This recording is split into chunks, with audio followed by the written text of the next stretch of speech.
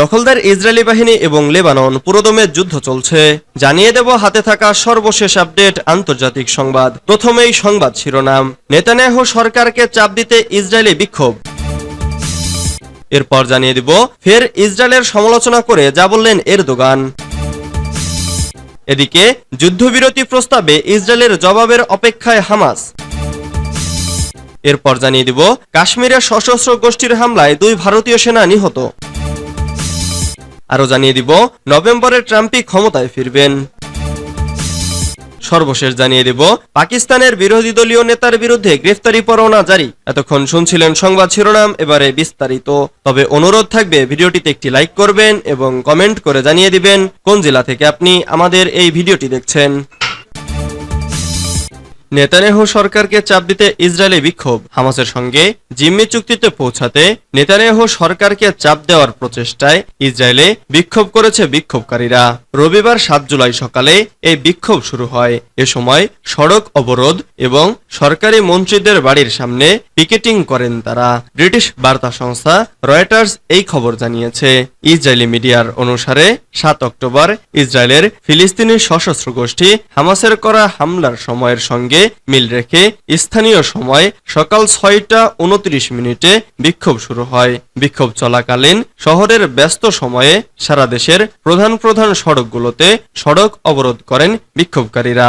দেশটির প্রধান Tel Aviv Jerusalem সড়কে কিছুক্ষণের জন্য টায়ারে আগুন ধরিয়ে দেন তারা। পুলিশ পৌঁছালে সেখান থেকে সরে যান তারা। কর্মকর্তারা জানিয়েছেন 9 মাস যুদ্ধের পর সাম্প্রতিক দিনগুলোতে গাজায় ইসরায়েল ও হামাসের মধ্যকার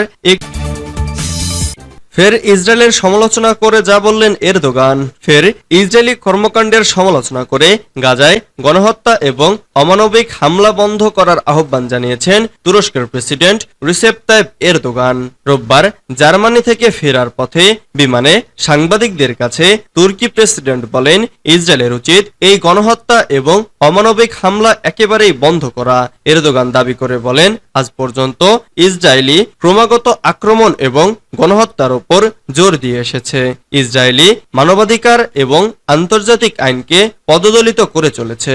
তুর্কি নেতা এ সময় ইসরায়েলের আঞ্চলিক উচ্চাকাঙ্ক্ষার বিষয়ে উদ্বেগ প্রকাশ করে বলেছেন, তারা লেবাননকে নিজেদের করায়ত্তে নেওয়ার জন্য হুমকি দেয়। তবে ইসরায়েলকে অবশ্যই এই অঞ্চলে সংঘাত ছড়ানোর আকাঙ্ক্ষা ত্যাগ করতে হবে। এদিকে প্রতিবেশী সিরিয়ার সঙ্গে তুরস্কের সম্পর্ক উন্নয়নের বিষয়ে জানতে চাইলে এরদোগান আসাদের সঙ্গে সম্পর্কের বরফ গলানোর ইঙ্গিত দেন। তিনি সিরিয়ার সঙ্গে তিক্ত সম্পর্ক সংশোধনের ইচ্ছার ওপর জোর দিয়ে বলেন, বাশার আল আসাদ যে মুহূর্তে তুরস্কের সঙ্গে সম্পর্ক উন্নয়নে পদক্ষেপ নেবেন, আমরা সেই পদক্ষেপের প্রতিদান দেব। যুদ্ধবিরতি প্রস্তাবে ইসরায়েলের জবাবের অপেক্ষায় হামাস। গাজায় একটি যুদ্ধবিরতি বিষয়ক প্রস্তাবে ইসরায়েলের জবাবের অপেক্ষায় রয়েছে ফিলিস্তিনি সশস্ত্র গোষ্ঠী হামাস।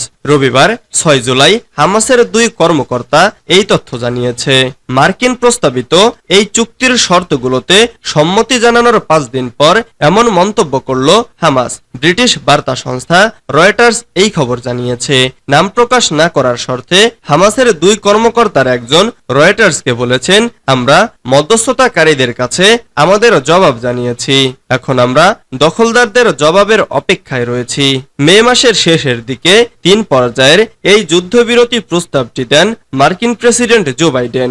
এতে মধ্যস্থতা করেছে কাতার ও মিশর। গাজায় যুদ্ধ বন্ধ এবং অবশিষ্ট 120 ইসরায়েলি জিম্মিকে মুক্ত করার লক্ষ্যে এই প্রস্তাব দেওয়া হয়। এ বিষয়ে অবগত অপর ফিলিস্তিনি কর্মকর্তা বলেছেন, ইসরায়েল কাতারের সঙ্গে আলোচনা করছে। নাম প্রকাশ না করার শর্তে রবিবার তিনি রয়টার্সকে বলেছেন, ইসরায়েলি প্রতিনিধিরা হামাসের প্রতিক্রিয়া নিয়ে কাতারি প্রতিনিধিদের সঙ্গে আলোচনা করেছেন এবং কয়েকদিনের মধ্যেই তাদের জবাব দেওয়ার প্রতিশ্রুতি দিয়েছেন। কাশ্মীরের সশস্ত্র গোষ্ঠীর হামলায় 2 ভারতীয় সেনা নিহত।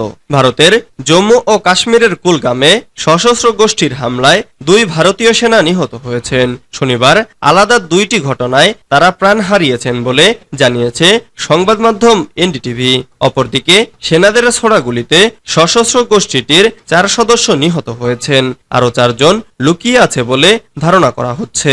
এনডিটিভি জানায়, জম্মু ও কাশ্মীরে সন্ত্রাস বিরোধী অভিযান শুরু করার পর সেনাদের লক্ষ্য করে হামলা চালানো হয়। সেনাদের কাছে নির্দিষ্ট তথ্য ছিল কুলগামে দুটি আলাদা বিভাগে সশস্ত্র গোষ্ঠীর সদস্যরা লুকিয়ে আছেন। নিহত দুজনের মধ্যে একজনের মৃত্যু হয় মোদেগাম গ্রামে। সেখানে তাদের লক্ষ্য করে ব্যাপক গুলি চালানো হয়। অন্যদিকে সেনাদের অভিযানে সেখানকার একটি বাড়িতে সশস্ত্র গোষ্ঠীর 2 সদস্য আটকা পড়েছেন। ওই এলাকায় হঠাৎ করেই বড় হামলার মুখে পড়ে যান সেনারা। আরেক সেনা নিহত হন কুলগামের ফ্রিসালে। সেখানে তোলা একটি ড্রোন ভিডিওতে দেখা গেছে একজনের মরদেহ পড়ে আছে, যেটি সশস্ত্র গোষ্ঠীর এক সদস্যের। ওই এলাকায় এক সেনা নিহত হওয়ার পাশাপাশি আরেক সেনা আহত হয়েছেন। নভেম্বরে ট্রাম্পই ক্ষমতায় ফিরবেন।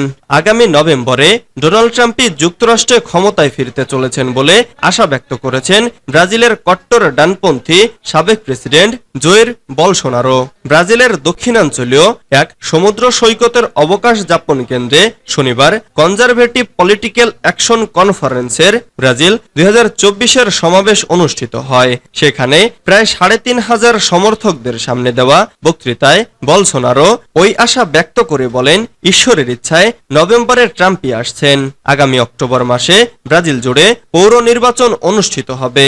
নির্বাচনে নিজের দলের প্রার্থীদের পক্ষে প্রচার চালাতে আয়োজিত এ অনুষ্ঠানে হাজির হয়েছিলেন ব্রাজিলের সাবেক প্রেসিডেন্ট বলসোনারো।